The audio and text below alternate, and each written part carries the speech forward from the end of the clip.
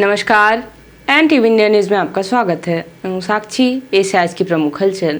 पूरे मध्य प्रदेश ही नहीं, पूरे देश में सीधी सिगरौली राष्ट्रीय राजमार्ग 39 अपनी दुर्दशा और भ्रष्टाचार की वजह से सुर्खियों में है। आपको बता दें कि नेशनल हाईवे 39 सीधी से सिगरौली जाने वाली सड़क की वजह से देश के केंद्रीय मंत्री नितिन गडकरी तक को देश की जनता से माफी मांगनी पड़ी है। विगत एक दशक से भी ज्यादा समय से निर्माणाधीन यह सड़क आज तक नहीं बन पाई। इसमें कई ठेकेदार आए और अधूरे निर्माण कार्य को छोड़कर चले गए। एक बार फिर से निर्माण कार्य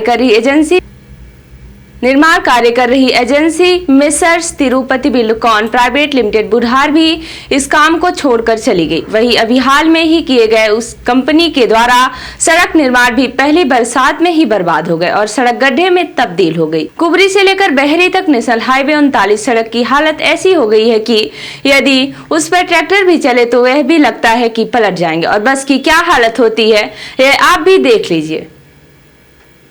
सीधी सिगरौली सड़क मार्ग की इस दुर्दशा को लेकर मीडिया ने जब जिले के सांसद डॉक्टर राजेश मिश्रा से जानकारी चाही तो उन्होंने कहा कि इस सड़क निर्माण में लापरवाही करने वाले ठेकेदार का टेंडर निरस्त कर दिया गया और नए टेंडर की प्रक्रिया शुरू कर दी गई है जो जल्द पूरी की जाएगी। लेकिन जो सड़क की बदतर हालत है उसको रिपेयर करने के लिए 12 करोड़ रुपए की राशि उपलब्ध कराई गई है, जिससे सड़क की मरम्मत का कार्य जल्द कराया जाएगा। लेकिन फिर बरसात आई और सड़क खराब हो गई, ठेकेदार ने भी शायद काम छोड़ दिया है। सर, इसके लिए अब क्या प्रयास किए जा रहे हैं, कैसे इसका काम होगा? NH 39 का काम मेरे आने से पहले शुरू हुआ। 2-3 ठेकेदार काम छोड़ के जा चुके हैं। ये भी जो ठेकेदार था इसने बहुत रद्दी क्वालिटी का काम किया है। जो बना है वो भी गड़बड़ बनाया है और टर्मिनेट हुआ। निश्चित तौर से समय लगा। इसमें हमारे MPRDC से हमारी सतत संपर्क में बात होती रही। NHAI के भी अधिकारियों से बात हुई। माननीय केंद्रीय हमारे रोड परिवहन मंत्री जो माननीय नितिन गडकरी जी हैं उनसे भी मेरी बात हुई इस रोड के संबंध में। अभी चूंकि अब ठेका टर्मिनेट हो गया तो उसकी प्रक्रिया होगी, फिर से रीटेंडर होगा। वो प्रक्रियाधीन है। वो भी फाइल मध्य प्रदेश से जा चुकी है, केंद्रीय स्तर पर भी हमारे हो गई है, वित्त विभाग में पड़ी है, जो लगभग 1 आध हफ्ते में हो जाएगी। मेन टाइम बरसात में चलने लायक रोड रहे। इसका एक लगभग 12 करोड़ रुपये का टेंडर हुआ है और टेंडर कल ही खुला है, कल परसों, और जल्दी एजेंसी आकर के काम शुरू कर देगी तो कम से कम बरसात में चलने लायक रहेगा। 7 जुलाई को मध्य प्रदेश के पूर्व मंत्री राष्ट्रीय कांग्रेस पार्टी के CWC सदस्य कमलेश्वर पटेल आज सीधी जिला मुख्यालय की थोक नई सब्जी मंडी पहुंचे, जहां पर उन्होंने सब्जी मंडी का अवलोकन किया। अवलोकन के दौरान उन्होंने मीडिया से चर्चा करते हुए कहा कि सीधी जिले में सरकार ने पूरे 2 करोड़ रुपए खर्च करके एक नई सब्जी मंडी बनवाई और पहली ही बारिश ने भाजपा के भ्रष्टाचार की पूरी पोल खोल दी। सिर्फ 2 दिन की बारिश में ही 2 करोड़ की यह नवीन सब्जी मंडी तालाब में तब्दील हो गई थी। न फर्श है न नाली, हर तरफ सिर्फ कीचड़ ही कीचड़ है। आज इस मंडी की सच्चाई देखने मैं स्वयं आया और साफ दिख रहा है कि तथाकथित 2 करोड़ की लागत वाली इस मंडी में 2 लाख रुपए का भी काम नहीं हुआ। अब भाजपा का भ्रष्टाचार हमारे किसान भाइयों की मेहनत, हक और सम्मान को भी निगल रहा है। देखिए, 2 करोड़ की लागत से यहाँ की मंडी बनी है और मंडी में जिस तरह से अव्यवस्था है और 2 करोड़ रुपए कहाँ चले गए भगवान जाने, कहाँ गया, किसकी जेब में गया। हम तो कहते हैं कि 50 लाख का भी काम नहीं हुआ है और 1.5 करोड़ रुपए किसकी जेब में चला गया, कहाँ भ्रष्टाचार की भेंट चढ़ गया। ना ड्रेनेज सिस्टम है, ना प्रॉपर सेट बना हुआ है, ना बाउंड्री वाल है, ना पानी निकासी के अलावा अन्य जो सुविधाएं होनी चाहिए बैठने की, सभी पूरी तरह से अव्यवस्थित है और पहली बारिश में यहाँ पानी भरा गया। तो अभी तो पूरी बरसात बाकी है और पूरी बारिश तक में क्या होगा। हमारी कृषि उपज यहाँ के मंडी के जो थोक विक्रेता है, चाहे वो क्रेता हो चाहे विक्रेता हो, दोनों लोगों से चर्चा हुई और लोगों ने हमसे शिकायत की थी कि साहब इस तरह से भ्रष्टाचार हुआ है और हम लोग खुले में बैठने के लिए, आप देख रहे हैं ये खुले में त्रिपाल लगाया हुआ है और यहाँ बैठ के आके वो लोग अपना माल बेचते हैं।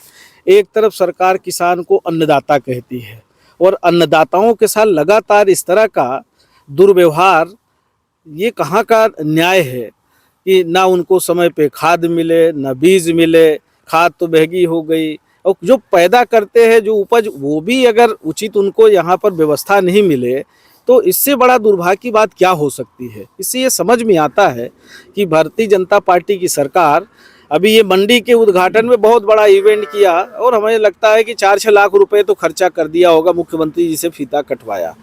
और अगर ये व्यवस्था में लगा देते तो यहाँ की व्यवस्था और भ्रष्टाचार करने में तो सब संलिप्त हो गए और यहाँ का किसान और यहाँ का जो व्यापारी है वो अपने आप को ठगा हुआ महसूस कर रहा है। इसकी जांच होनी चाहिए और जो दोषी है उसके खिलाफ कार्रवाई होनी चाहिए।